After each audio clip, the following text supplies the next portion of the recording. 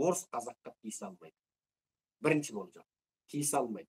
Себебі қазаққа тиісу орысты батыспен, әсіресе Америка мен Еуропаның санкциясына қайтадан салдырады. Онсыз да шықпа жаным, шықпа деп Америкадан қайта-қайта қатаң ескерту алып отырған орыс бұндай қадамға бара алмайды. Бұл бірінші болжам.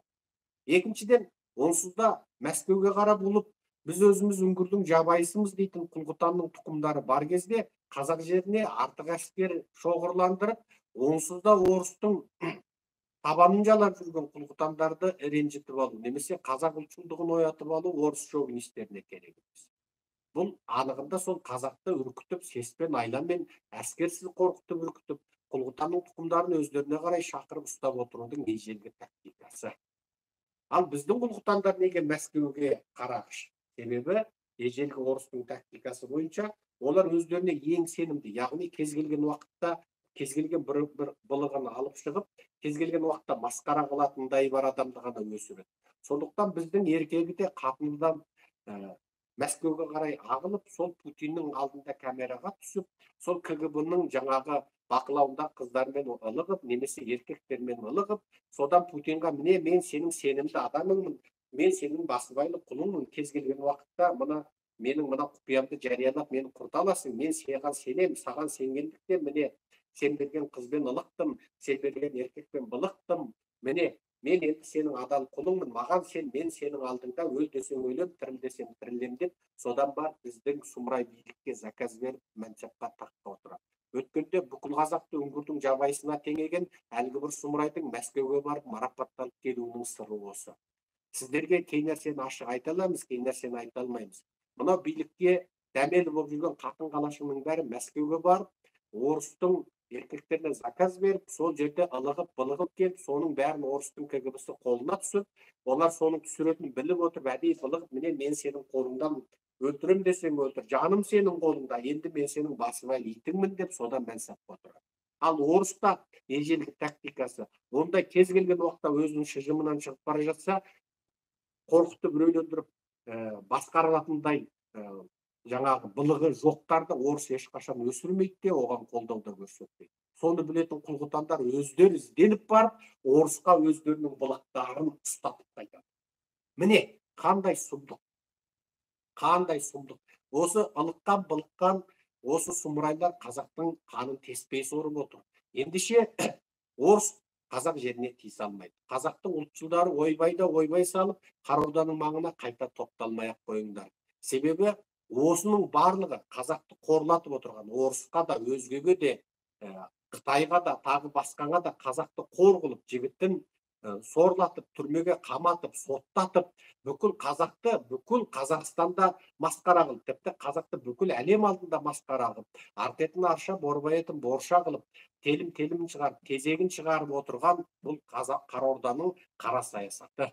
Енді ойбай-ай, орыстың сұмдығынан Қара Орда құтқарып отыр екен деп, Қара Орданың маңына топталмай-ақ қойды.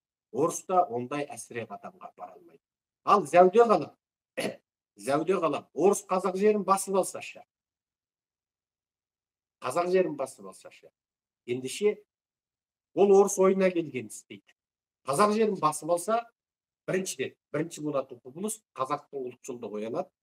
Қазақтың халқы мына билік тәуелсіздіктің кепілі деген фантастикадан, мифтен, аңыздан арылады. Яғни қазақтың билігі қазақ тәуелсіздігінің кепілі еместігін қазақтың халқы түсінеді.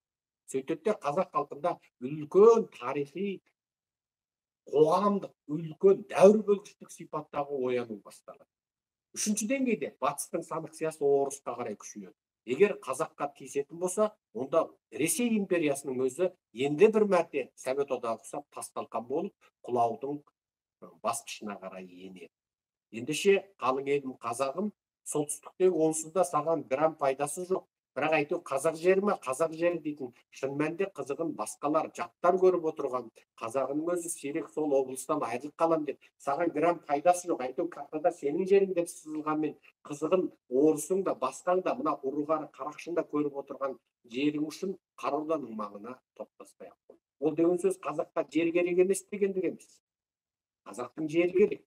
Біз тіпті ұларманымыз бар. Ата-бабамыздың Ақнайзаның күшімен, Ақбілектің күшімен алған бүкіл жерін қазақтың қолына қайта келсек деген ұлы армандарымыздың бар екенін ешкімге ешқашан жасырмаймыз да. Бірақ дәл қазіргі сәтте орыс қазаққа тиісетін болса, бірінші қазақ оянады. Екінші, билік халықтың алдында масқара болады. Үшіншісі, осы құбылыс шын мәнінде қазақтың қазіргі жартылай тәуелсіз, жартылай бодан болған мына өлімші халдегі не өлі емес, не тірі емес халіне нүкте қою мүмкін. Осыдан барып қазақ халқы оянып, өзінің шынайы тәуелсіздігіне ұмтылып, қазақ халқын кеспей сорып бақытсыз қылып отырған ұры-қара қарақшылардан түбегейлі арылуы мүмкін. Ендеше орыстың азу тісін ақситып, сес көрсеткеннен үрейленіп, шошып кетпей-ақ қойыңыздар. Мүмкін осы зұлымдық пен осы жамандықтың ар жағында Құдай тағала жақсылықты жасырып отырған шығар.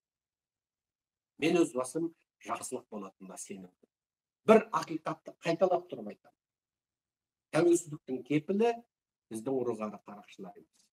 Тәуелсіздіктің кепілі халықаралық қауымдастық. Америка мен Еуропаның тәк-тәгі болмаса, Америка мен Еуропаның санкциясы болмаса, орыс пен Қытай қазақтың арғын арзанға семізін қымбатқа сатып, баяғыда тоз-тозымды шығаратын еді.